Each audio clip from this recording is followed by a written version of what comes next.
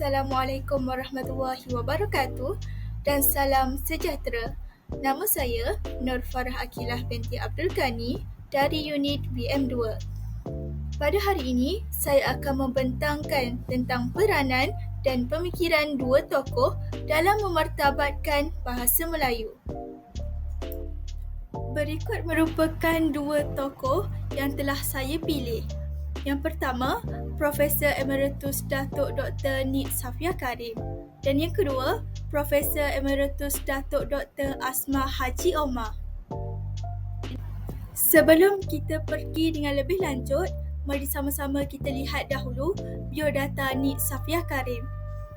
Nama dan gelaran beliau adalah Profesor Emeritus Datuk Dr. Nik Safia Karim. Beliau merupakan tokoh dan cendekiawan tanah air yang aktif memperjuangkan kedaulatan bahasa Melayu. Beliau dilahirkan pada tanggal 17 Disember 1939 di Kota Baru, Kelantan. Beliau mempunyai kepakaran yang sangat tinggi dalam bidang tata bahasa dan sosiolinguistik. Beliau telah mengasaskan dua persatuan iaitu Pertiwi, Pertubuhan Tindakan Wanita Islam dan Persatuan Siswazah Wanita. Selain itu, beliau pernah menjadi pensyarah di Fakulti Sastra dan Sains Sosial di Universiti Malaya. Beliau juga pernah dilantik sebagai Timbalan Ketua Pengarah Dewan Bahasa dan Pustaka.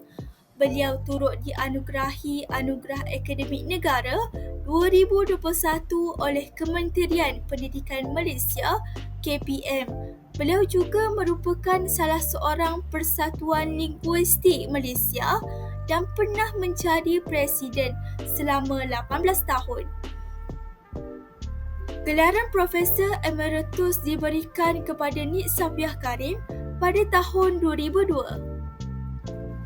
Kita beralih pula kepada peranan tokoh Nik Safia Karim dalam memartabatkan bahasa Melayu. Nik Safia Karim banyak memainkan peranan dan sumbangan dalam perkembangan bahasa Melayu, terutamanya dalam bidang linguistik.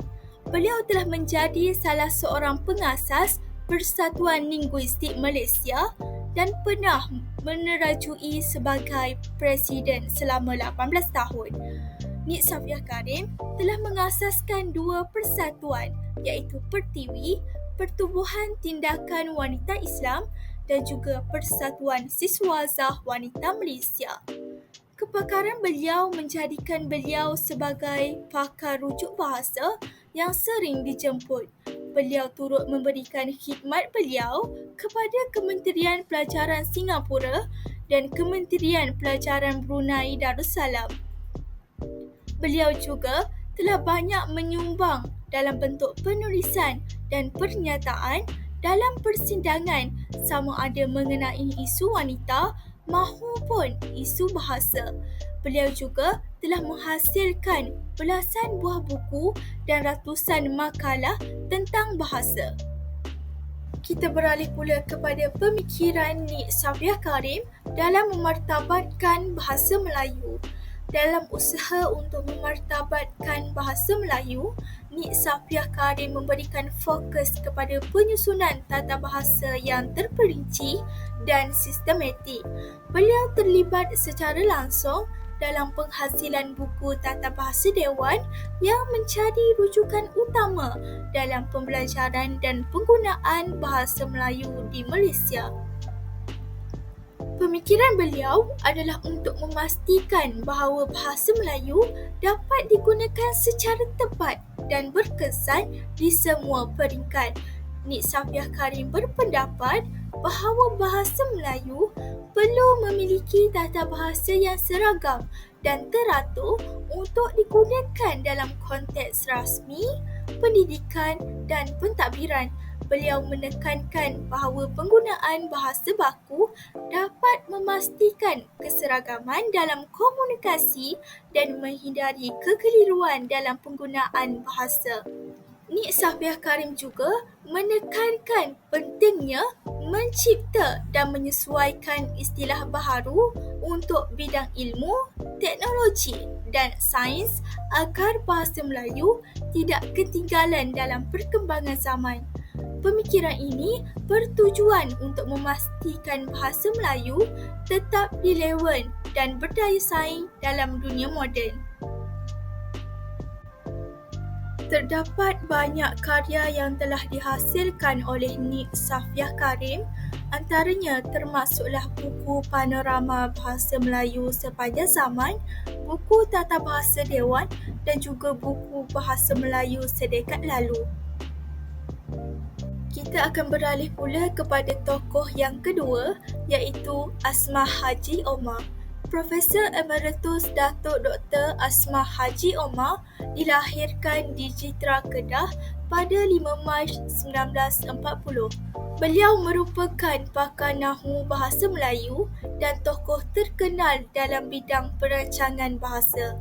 Beliau juga pernah menyandang jawatan Dekan Fakulti Bahasa dan Linguistik dan Timbalan Naib Chancellor di Universiti Malaya.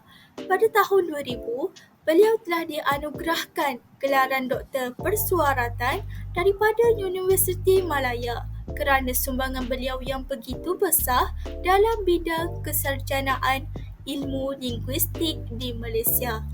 Beliau banyak menjalankan penyelidikan tentang orang asli di Sabah dan Sarawak. Beliau merupakan wanita Melayu terawal yang memperoleh PhD. Terdapat beberapa peranan tokoh Asmah Haji Omar dalam memartabatkan bahasa Melayu. Beliau telah menulis buku-buku dalam bidang tata bahasa yang dijadikan sebagai rujukan orang ramai pada masa kini. Antara buku yang dikeluarkan ialah Nahu Melayu Mutakhir 1980, Morfologi Sintaksis Bahasa Melayu Malaya dan Bahasa Indonesia 1968 dan lain-lain lagi. Beliau juga turut menerbitkan buku tentang perkembangan sejarah dan genealogi bahasa Melayu sebagai bahasa tua. Asmah Haji Omar terkenal dengan kajian mendalam dalam bidang sosiolinguistik dan dialektologi yang memberi tumpuan kepada variasi bahasa Melayu di seluruh Malaysia. Beliau berusaha untuk menghargai dan memelihara kepelbagaian dialek dan bentuk bahasa Melayu yang wujud dalam kalangan masyarakat. Kita akan beralih pula kepada pemikiran Asmah Haji Omar dalam memartabatkan bahasa Melayu. Pemikiran Asmah Haji Omar dalam memartabatkan bahasa Melayu lebih tertumpu kepada kepelbagaian linguistik dan penekanan terhadap variasi bahasa dalam masyarakat. Beliau melihat bahasa Melayu bukan hanya sebagai satu bahasa baku tetapi sebagai bahasa yang dinamik dan fleksibel yang mencerminkan kepelbagaian budaya dan etnik di Malaysia. Menurut Asmah, dialek dan variasi bahasa adalah kekayaan yang perlu dihargai dan dipelihara sebagai sebahagian daripada warisan budaya negara. Asmah Haji Omar juga memandang bahawa bahasa Melayu perlu berkembang seiring dengan kemajuan zaman, termasuk dalam bidang sains, teknologi dan akademik. Beliau berusaha untuk menghasilkan istilah-istilah baharu yang sesuai dengan perkembangan semasa, sekaligus menjadikan bahasa Melayu relevan dalam konteks moden dan global. Selain itu, Asmah juga menekankan bahawa bahasa Melayu mesti terus diperkenalkan dan dipromosikan di peringkat antarabangsa agar ia diterima sebagai bahasa ilmu dan budaya yang berdaya saing. Berikut merupakan antara karya yang telah dihasilkan oleh Asmah Haji Omar. Antaranya ialah Nahu Melayu Mutakhir, Ensiklopedia Bahasa Melayu dan Susu Galur Bahasa Melayu. Mari sama-sama kita lihat banding beza peranan dan pemikiran dua tokoh ini dalam memartabatkan bahasa Melayu. Terdapat beberapa persamaan peranan dua tokoh ini dalam memartabatkan bahasa Melayu. Persamaan pertama ialah perkembangan bahasa Melayu sebagai bahasa ilmu. Kedua-dua tokoh ini aktif dalam memajukan bahasa Melayu sebagai bahasa ilmu. Nik Safiah Karim dan Asma Haji Omar menulis dan menerbitkan banyak karya ilmiah dalam bahasa Melayu. Usaha mereka membantu menjadikan bahasa Melayu sebagai medium utama dalam penyebaran ilmu dan pendidikan tinggi di Malaysia. Kita boleh lihat juga dari aspek penghasilan buku dan karya penting. Kedua-dua tokoh ini banyak menghasilkan buku rujukan yang menjadi panduan dalam pembelajaran bahasa Melayu. Sebagai contoh, Nik Safiah Karim terlibat dalam penyusunan tata bahasa Dewan, manakala Asma Haji Omar menulis buku-buku penting seperti Nahu Melayu Mutakhir yang menjadi rujukan asas. Kita boleh lihat juga dari aspek pengajaran dan pendidikan. Kedua-dua tokoh ini terlibat dalam bidang akademik. Nik Safiah Karim dan Asma Haji Omar menjadi profesor di universiti. Mereka mendidik dan melatih pelajar dalam bidang bahasa dan linguistik. Hal ini bagi memastikan generasi baharu juga terlibat dan Hal ini bagi memastikan generasi baharu juga terlibat dalam usaha memperkukuhkan bahasa Melayu. Kita beralih pula kepada perbezaan peranan dua tokoh ini dalam memartabatkan bahasa Melayu. Perbezaan pertama kita boleh lihat dalam bidang kajian utama. Nik Safiah Karim fokus kepada kajian tata bahasa dan sosiolinguistik bahasa Melayu. Beliau terkenal dengan sumbangannya dalam penyusunan tata bahasa Dewan yang memperkukuh sistem tata bahasa Melayu sebagai rujukan baku. Asma Haji Omar pula lebih mendalami kajian dialektologi, fonologi dan bahasa-bahasa etnik di Malaysia. Beliau mengkaji pelbagai dialek Melayu dan bahasa-bahasa minoriti yang memberikan kefahaman tentang kepelbagaian linguistik yang melengkapkan kedudukan bahasa Melayu sebagai bahasa kebangsaan. Perbezaan kedua kita boleh lihat dari aspek penulisan dan sumbangan karya. Nik Safiah Karim banyak menghasilkan karya tentang struktur tata bahasa dan penggunaan bahasa Melayu dalam konteks formal. Buku-bukunya seperti Tata Bahasa Dewan menjadi rujukan penting dalam pendidikan dan sektor rasmi di Malaysia. Asma Haji Omar pula menghasilkan karya penting dalam dialektologi dan sosiolinguistik seperti Nahu Melayu Mutakhir dan fonologi Melayu. Beliau memberi tumpuan kepada kajian bahasa dari perspektif kepelbagaian sosial dan budaya. Kita akan beralih pula kepada persamaan pemikiran dua tokoh ini dalam memartabatkan bahasa Melayu.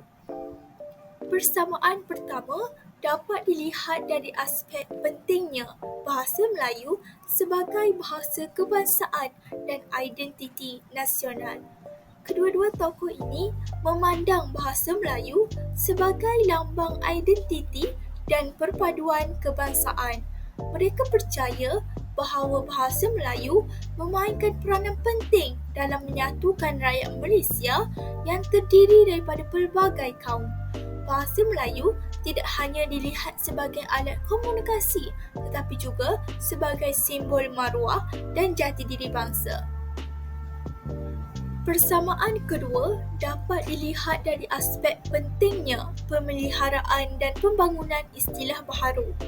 Kedua-dua tokoh ini sepakat menyatakan bahawa kewujudan istilah baharu dalam bahasa Melayu adalah amat kritikal. Kewujudan istilah baharu penting bagi memastikan bahasa Melayu tetap relevan dalam bidang ilmu dan teknologi moden. Mereka sama-sama menyokong usaha penterjemahan, penciptaan istilah dan pengembangan kosakata agar bahasa Melayu boleh memenuhi keperluan semua bidang pengetahuan. Kita lihat pula kepada perbezaan pemikiran dua tokoh ini dalam memartabatkan bahasa Melayu. Nik Safiah Karim lebih cenderung kepada penggunaan bahasa baku dan piawai dalam bahasa Melayu. Pemikirannya lebih memfokuskan pada bahasa Melayu baku untuk menjaga keseragaman dan ketepatan dalam komunikasi rasmi dan pendidikan. Asma Haji Omar pula sangat menghargai dialek dan bahasa minoriti sebagai sebahagian daripada kekayaan budaya Malaysia.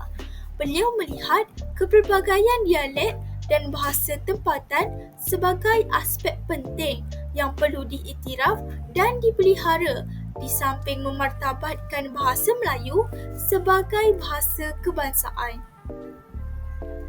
Perbezaan kedua pula, Nik Safiah Karim dalam kajian sosial linguistiknya lebih menumpukan kepada pentingnya penggunaan bahasa Melayu baku dalam konteks rasmi dan pendidikan. Beliau menekankan keseragaman bahasa sebagai alat perpaduan dan simbol identiti nasional. Asma Haji Omar pula mengambil pendekatan sosial linguistik yang lebih fleksibel dengan mengkaji bagaimana bahasa Melayu digunakan dalam pelbagai konteks sosial dan budaya. Beliau meneliti pelbagai variasi bahasa dan menekankan bahawa bahasa Melayu harus mencerminkan kepelbagaian budaya masyarakat Malaysia. Kesimpulannya, Nik Safiah Karim dan Asma Haji Omar masing-masing memberikan sumbangan besar dalam memartabatkan bahasa Melayu. Walaupun pendekatan yang berbeza, namun ia saling melengkapi.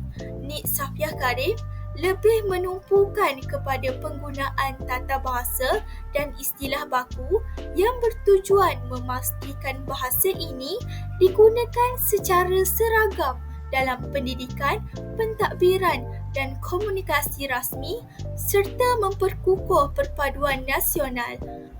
Sementara itu, Asma Haji Omar memberi perhatian kepada kepelbagaian linguistik dengan mengkaji dialek dan variasi bahasa Melayu serta memperkenalkan bahasa Melayu di peringkat antarabangsa, menjadikannya relevan dalam pelbagai konteks. Kedua-duanya memainkan peranan penting dalam memperkukuh bahasa Melayu sebagai bahasa kebangsaan dan bahasa ilmu. Sekian sahaja daripada saya.